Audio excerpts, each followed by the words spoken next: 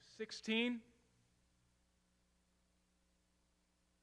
I went to a conference that was down in Florida with Youth for Christ. I had grown up in a church, or grew up in a home that we went to church, and I knew a lot about God, but I never really heard or understood the idea that God wanted a relationship with me. I never actually understood that Jesus died for me and that he was calling me to follow him. And when I was 16, I was at this conference and I heard this message for the first time, that God sent his son to die for you, and he invites you into this relationship with him. Not just to know about him, but to know him and to walk with him and to follow him. And in that moment when I was 16, as that young boy, the lights went on. And I realized, everything that I've known about God completely changes now, because it's not just a God out there. He is a God who is near. And I responded to that message and I said, I want to accept Jesus Christ. I want to put my faith in him and I want to follow him. Now, I will tell you, I spent the next years of my high school really not walking in the Lord, because there wasn't a whole lot of discipleship that happened. There was a lot of fun that took place, but not a whole lot of discipling. And so I kind of continued in the way that I was living.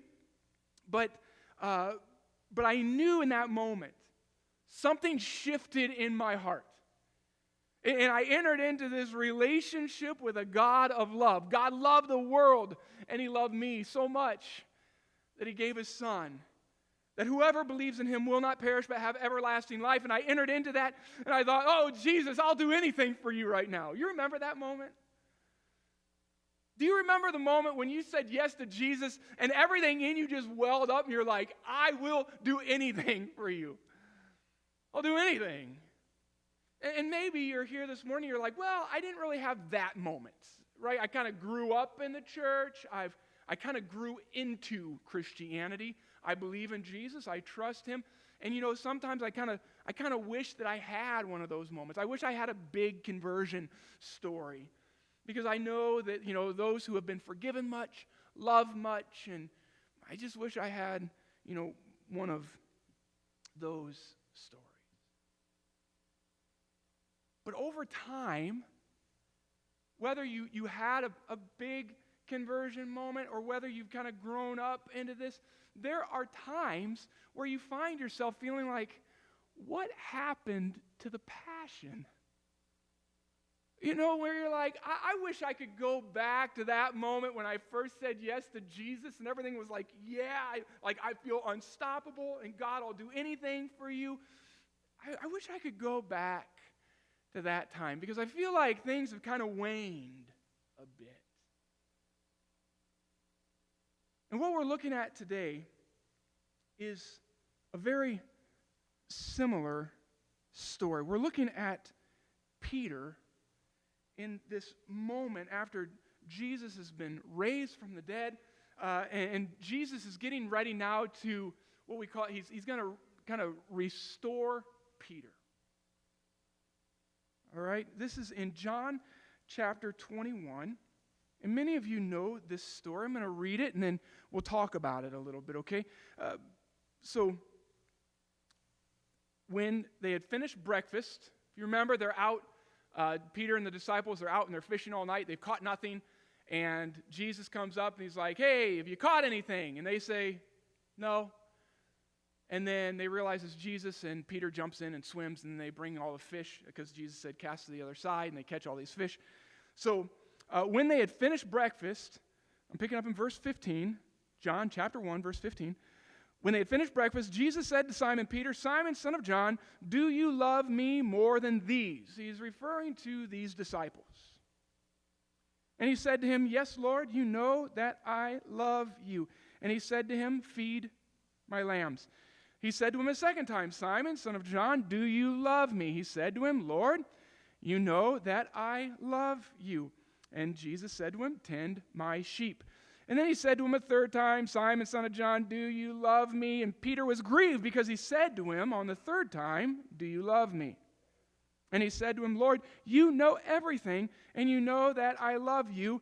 And Jesus said to him, feed my sheep. And then Jesus goes on and tells him Before, you went wherever you wanted. When you were younger, you walked wherever you wanted, but soon, that's not going to be the case. You are going to be led where you don't want to go. And by this, Jesus was telling him how he was going to die.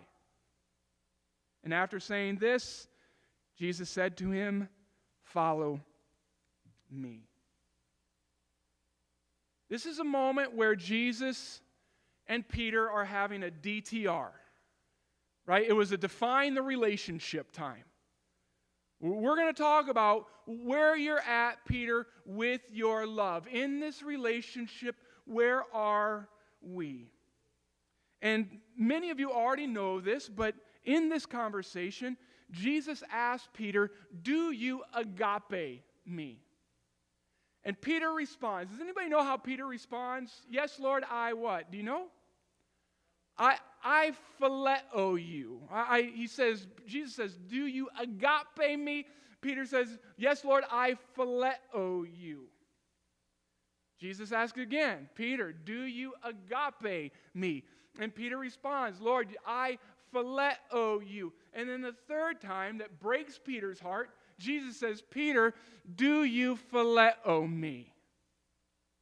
And Peter breaks down. He says, "Lord, you know everything. You know that I phileo you." Now, let me explain this, because if you don't grab this point, the rest of this isn't going to make a whole lot of sense. So, in Greek, there are 4 words that express 4 kinds of love. I believe, for me personally, I think this is one of the saddest realities of the English language, is that we incorporate all these loves into one word, love. When actually there's 4 kinds of love.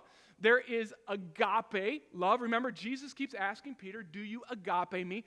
Agape love is God's love. It's the love that is perfect. It's unbroken. It is a covenant kind of love. And then there is phileo love. That's what Peter was responding. Phileo love is the way that you would love a brother or love a sister. It's family love. It's affectionate. There's storge love, which is a love that expresses empathy. So if somebody's telling you a story and you're like, and you can sense that love for that person, that's storge. And then there's eros, which is the romantic kind of love. Jesus is asking Peter, "Do you agape me? Are you committed to me? Are we in this covenant together, this God-level love?" And Peter responds to Jesus, "I phileo you." And Jesus asks again, "Do you agape me?" Peter, "I phileo you." Jesus then goes, "Do you phileo me? Do you love me like a brother?" And that's where Peter breaks. And friends, I want to kind of dig into this story, because this conversation that Jesus has with Peter is absolutely necessary. Because what it's revealing is that the source of Peter's love was in the wrong place. Where Peter was drawing his love from, where he was drawing his commitment from, was from the wrong source. And when we talk about moving from love to love, when we look at our lives and we go, "Man, I wish I loved Jesus like I did back then," what has happened? Why has my relationship with him kind of been like, we're just plodding along? What took place, and how do I move from love, not going back to the former love, that former moment, but rather, how do I keep progressing and moving back into that love? So in order to understand this, we need to actually turn back to John chapter 13. I want to invite you to go ahead and do that with me. John chapter 13. Here Jesus has had the Last Supper. He washed the disciples' feet, and he's telling them, I'm going to go now, and I will be given over to the hands of the authorities. and he's telling them all of this, and he says to the disciples, where I'm going right now, you cannot come. Okay, so listen to this. In John chapter 13, picking up in verse 36, Peter said to Jesus, Lord, where are you going? Jesus answered him, where I'm going, you cannot follow me now, but you will follow afterward. Peter said to him, Lord, why can I not follow you now? I will lay down my life for you. Jesus answered, will you lay down your life for me? Truly I say to you, the rooster will not crow till you have denied me 3 times. Jesus said, where I'm going right now, you cannot follow me. Here's Peter's answer. Not me. No, Jesus, I'm going to follow you, and I will lay down my life for you.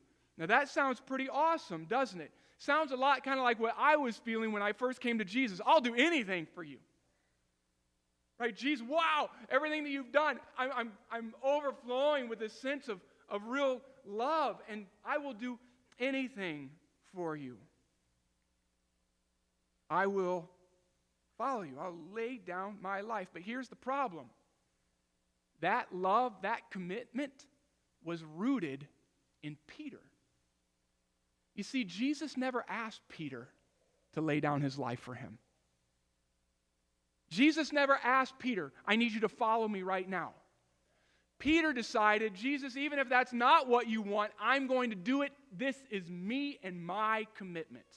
I am trusting in myself. Now, in order to kind of grab hold of this, we need to understand that John chapter 14, 15, 16, and 17 are all a message that Jesus gives between this point and the point that he goes to the Garden of Gethsemane. So what happens at the end of John chapter 13, and then when you pick up in John chapter 18, is the only thing that separates those moments is this message that's covered over 4 chapters. So Peter just said, I will lay down my life for you. And in John chapter 15, when Jesus is giving this message, he says this, greater love has no one than this, that someone lay down his life for his, what? For his friends. And you are my friends, Jesus says to them, if you do what I command you. No greater love has anyone than this, that he lay down his life for his friends. I wonder if in that moment, Peter felt pretty magnanimous. Right? Because he had just said to Jesus, I will lay down my life for you. And here Jesus says, there's no greater love than this, that someone lay down his life for his friend. I wonder if Jesus may have looked at Peter and kind of gave him a nod. I wonder if the other disciples were looking at Peter like, you just said that. If Peter wasn't, kind of standing back, nodding his head like, you all just need to listen to me. You all just need to follow me now, right? I will lay down. I am Jesus' friend. He just affirmed it.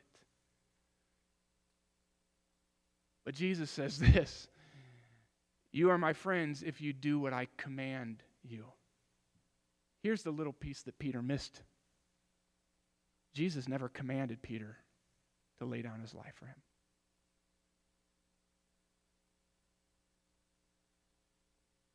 You move on. We get into chapter 18. This is where then Jesus, he's betrayed by Judas. The people are coming in. They come and they arrest him. And we look at chapter 18, looking at verse 10. And you know this story, right? Then Simon Peter. So the soldiers come. They're taking Jesus. Peter, having a sword, drew it and struck the high priest's servant and cut off his right ear. The servant's name was Malchus. So Jesus said to Peter, put your sword into its sheath. Shall I not drink the cup that the Father has given me? Peter just said to Jesus, I will lay down my life for you. And now Peter is going to exercise his commitment. Right now it's his time, but Jesus stops him. You see, my friends, 1 John chapter 4, verse 18 says, perfect love casts out fear. Everybody with me? Perfect love casts out fear. I don't know if this is working anymore, Jackson. There you go. But imperfect love acts out in fear. Okay? Perfect love casts out fear. Imperfect love acts out in fear. You want to know what the revelation of Peter's heart is in this moment? That he was not operating in perfect love. He was operating in his own desire, in his own commitment, in his own form of love. And so what he does in a moment of fear is that he acts out. He acts out of that. So how do you know if you are living with imperfect love? How do you know if you're living with imperfect love? Number one, you're angry. If you've come to Jesus and you're living your life thinking, this is what I'm going to do for the Lord. I'm making this commitment. I'm going to do anything. Lord, I'll lay down my life for you. And these are the things that I'm going to do. When you know if it's not in his love and it's in your love, here's the thing, you're angry. And when things press against you, when things don't go your way, or when you feel threatened, or even your faith feels threatened, your response is anger. You want to chop people's heads off. Right? Now, understanding, Peter cut Malchus's ear off, but nobody aims for the ear. Right? Peter was going after the head. Malchus ducked. Right? He ducked and he got his ear whacked off. Nobody's like, oh, I'm going to cut your ear off. No. Peter was going for the kill. Okay? So, what we do, right, in our response is anger. We live our life at this threshold of about to lose it. We live at this threshold of anger. And if somebody does something to me, I'm going to start whacking. Right? We get angry. Maybe when we're driving, you're driving in that place, you're like, anybody cuts me off. Right? I heard a story, true story. A guy was coming out of a parking lot. He was waiting for a line of traffic to go by, and while he's sitting there, the person behind him honks his horn. The guy, he had no way of even getting out into traffic. And he looks in his rearview mirror, and the driver goes, he's like, well, what a jerk. So he's sitting there, and the guy honks again. And immediately, the anger just rose. He's thinking, why are you honking at me? I can't get out into traffic. He said, and in a moment, I got out of the car, I went back, I reached through his window, I grabbed his shirt, and I pulled him up against the window, right in the open. And he said, and I was about to punch him. I know this because the pastor who helped this man in this moment of anger had shared this story. And he said he was just about to punch him. He's like, stop. Right, so he lets him go, and he goes back into his car, and he's so angry, and he sits down. He said, and in that moment, the Holy Spirit began to speak to him and just said, what are you doing? And then he remembered that a week before, his wife had put on both of their cars the bumper sticker, honk if you love Jesus.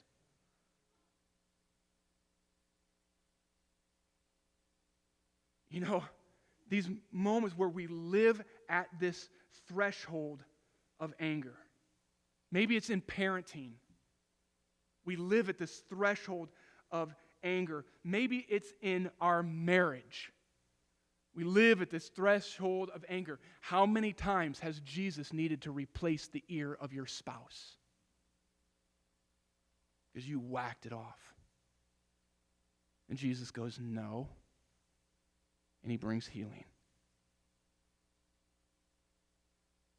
You're angry. Second, you're afraid. Right? Peter goes, he follows Jesus, he's standing out, he's warming himself by a charcoal fire, And people start asking him, "You're with him, aren't you?" No, I'm not with him. And he starts acting out in this fear. Now listen, you may not be denying Jesus by your words, but if you're living your life in a way that says, I want to be close enough to Jesus that I can be a part of his story, but I don't want to be so close that I end up getting in trouble, I don't want people to know that I love Jesus, then you may not be denying him with your words, but you're denying him with your actions. You're choosing to stay in a warm, comfortable place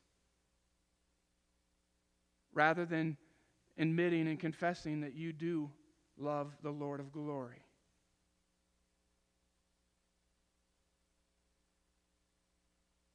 So you're afraid. Third, you're ashamed. You're ashamed. Right? Sometimes, if you've been living your life and you're like, man, I've definitely gotten angry this week. Maybe I got angry this morning on my way here. I've been afraid.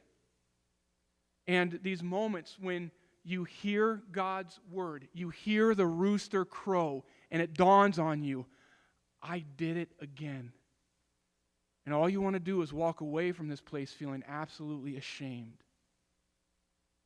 Just covered with shame. Friends, these are indicators that what you're living out of is not perfect love. What you're living out of is imperfect love.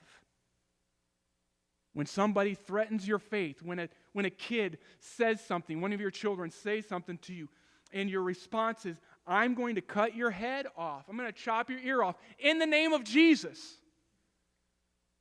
Right? Because I'm good. Because I love Jesus. And if you threaten my faith, if you threaten life, then I'm coming down on you. Because I'm a Christian. I made a commitment, and I can't let Jesus down right now. I need to stand up for him. And we respond in this way that is full of anger, that is full of fear, and that leads to shame. What am I doing? I'm wrecking people. And Jesus keeps saying, will you stop? Put your sword away. And Jesus keeps having to heal people that you're cutting up.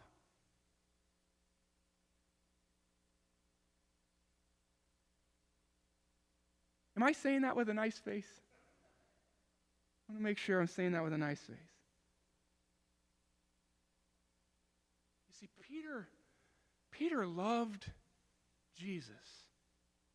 And he had a sense of saying, yeah, because, you lay down your life for a friend. But then Jesus is raised from the dead, and he begins showing himself to all the disciples in John chapter 21.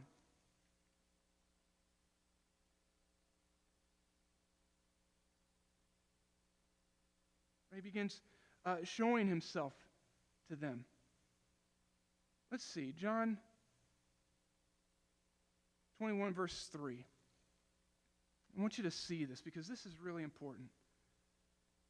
Jesus has been, he shows himself to Mary, and Mary clings at his feet at the resurrection, right? And then he shows himself to the disciples, and then there's a time with Thomas, and Thomas feels his hands, and he bows down and says, my Lord and my God. Jesus is just meeting with all of these people. And yet after all of this, we read in John chapter 21, picking up in verse 3, Simon Peter said to his buddies, the disciples, I am going fishing. And they said to him, we will go with you.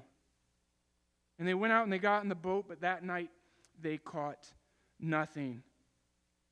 Right? Jesus was then there in the morning. He stood on the shore. The disciples didn't know it was him. And Jesus said to them, children, do you have any fish? And they said, no.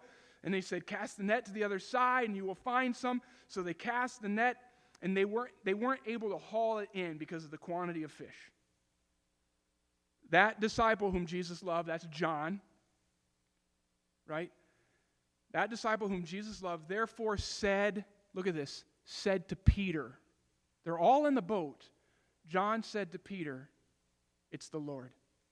And when Simon Peter heard it was the Lord, he put on his outer garments, because he had stripped for working, and then he threw himself into the sea. I wonder if Peter was wondering if he was going to walk on water at that point. I don't think he did. He jumped into the sea, and he swam to the shore.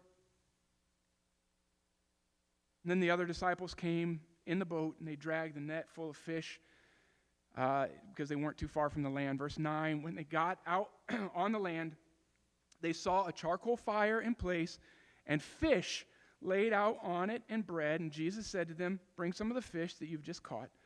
So they got the fish, and that was it. The nets weren't torn. And Jesus said to them, verse 12, come have breakfast with me.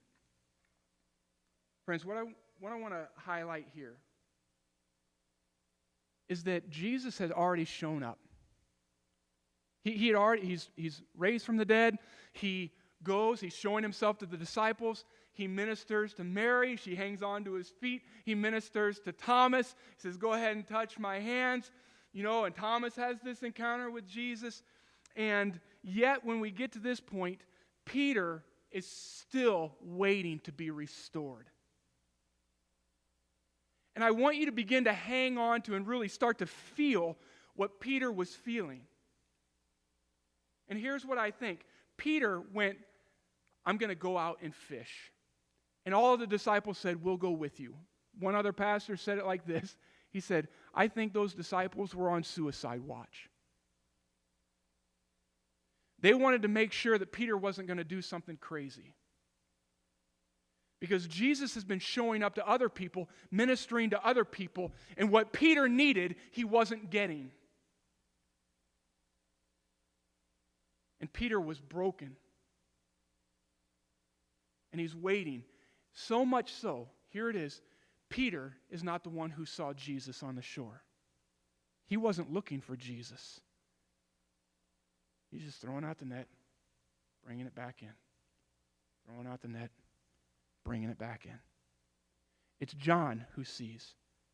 And he says, to who? He says to Peter. Why? Because Peter's the one who needed to know. Peter, it's the Lord. And Peter immediately responds. Throws on his clothes, jumps into the sea. He swims back 100 yards. Football field length, not too far, but long enough if you're not a swimmer. And you've got all your clothes on. Right? And he gets there. Now, I want you to kind of hang on to this because he gets there, and what does Jesus do? Nothing. They wait until everybody else gets there with all the fish. And then what does Jesus do? Cooks breakfast. And Peter's starting to wonder, is this going to be the same thing again? Are you going to minister to other people and leave me wounded? Are you going to do this to me again, Jesus? I'm absolutely broken. And then what does Jesus do? They eat breakfast. I want you to start to sense the pain of the reality of what's going on for Peter. I told you I was going to lay down my life for you. And when push came to shove, I operated out of my own imperfect love. And I acted out of anger, and I acted out of fear, and I've acted out of shame. And I was supposed to be your friend because a friend lays down his life. And you laid down your life, and I didn't. You were the friend. I wasn't the friend. I failed Jesus in this affection, and you're ministering to everybody else. Have you ever felt like Jesus is doing stuff in other people's lives but won't do it in yours?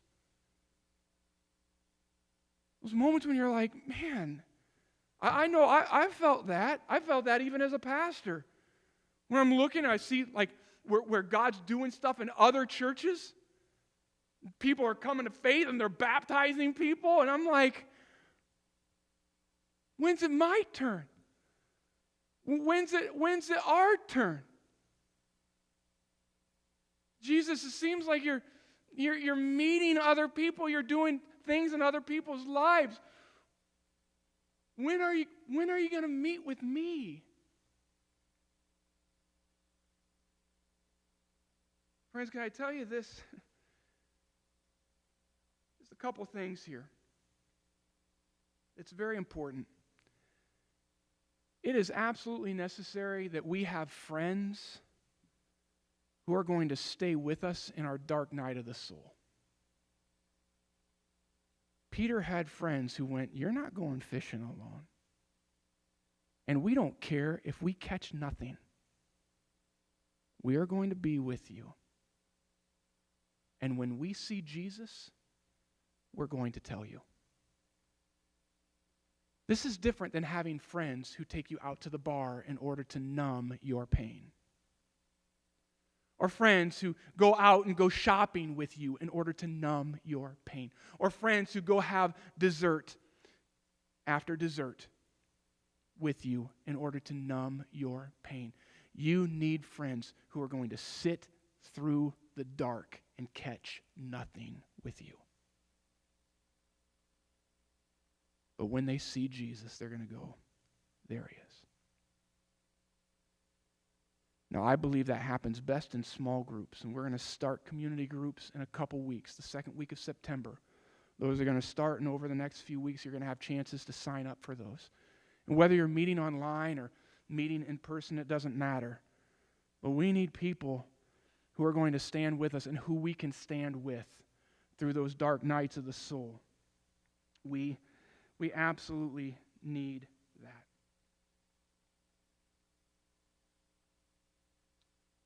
So, how do we move then from love to love?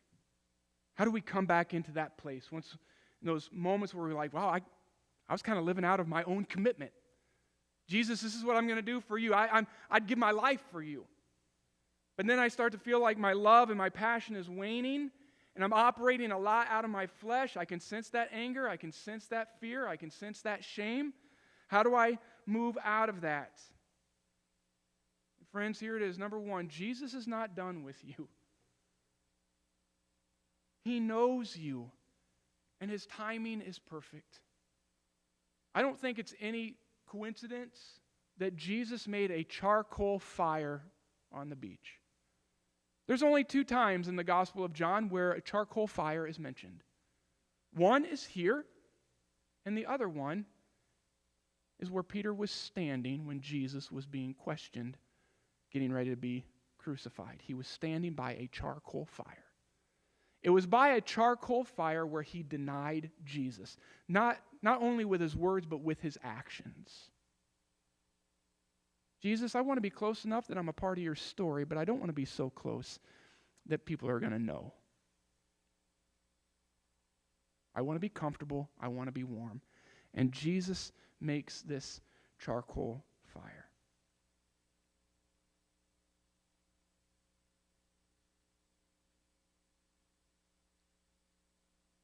And for us to know that Jesus' timing, he knows where you're at. He knows that you've been in a long time of dark. He knows those places where you've been struggling and battling. He knows the condition of your love, the real condition of your love. Second, Jesus has what you need. I think it's interesting when Peter comes ashore, what's Jesus doing? He's cooking fish. He's got a grill going. What they spent all night trying to catch, Jesus already had. You see, what we try to get in the dark night of our soul, in those moments when things are so difficult, what we keep fishing over for, and what we're casting the net. I'm trying to find my own fulfillment. I'm trying to satisfy my own need. I'm trying to figure out how to numb the pain that is happening inside of me. And my friends, the reality is this: Jesus already has what you're looking for. It's what he has. What did Peter really need? He didn't need fish. He needed healing in his soul. He needed a moment where Jesus would say, let's talk about that moment when you missed it. And Jesus has this conversation. Peter, do you agape me? Listen to what Peter says. Jesus, you know that I phileo you. You see, friends, the pain in Peter's heart was not an issue of commitment. It was an issue of affection.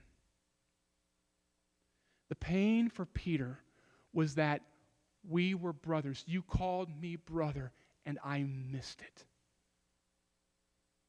I've lost the affection. And I would maybe appeal to you in this morning, that maybe for you, in your relationship with Jesus, maybe it's in your relationship with your kids or with your spouse, the problem is not your commitment.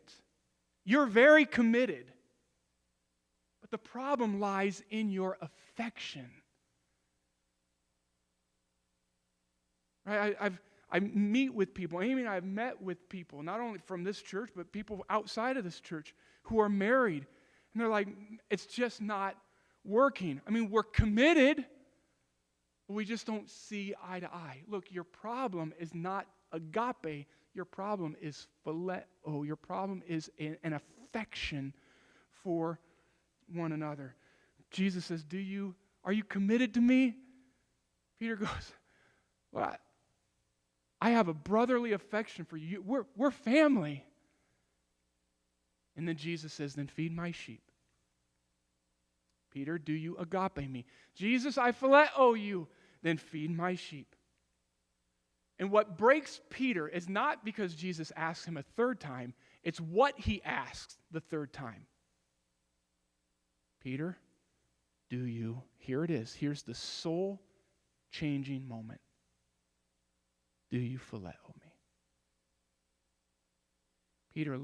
Jesus looks at Peter, and he speaks right to the pain. And Peter, it says he's grieved. That's a terrible expression of that. He is absolutely wrecked. I mean, he starts crying, snot's coming out, he's snorting, and, he's breaking down. He's breaking down in this moment. He says, Lord, you know everything. You know everything. And after this moment of seeing Jesus minister to person after person after person and waiting for breakfast to be cooked and then eaten and finally to enter into this engagement, and Peter's crying out, it's not commitment. I phileo you. Jesus, I want you to know that you're my brother. Jesus, I want you to know that I have affection for you. Jesus, I want you to know that I messed up. I missed it. And Jesus looks at him and says, okay, Peter, do you phileo me? And Peter absolutely breaks because that's exactly what he needed. My friends, Jesus already has what you need. That place in your soul that feels afraid.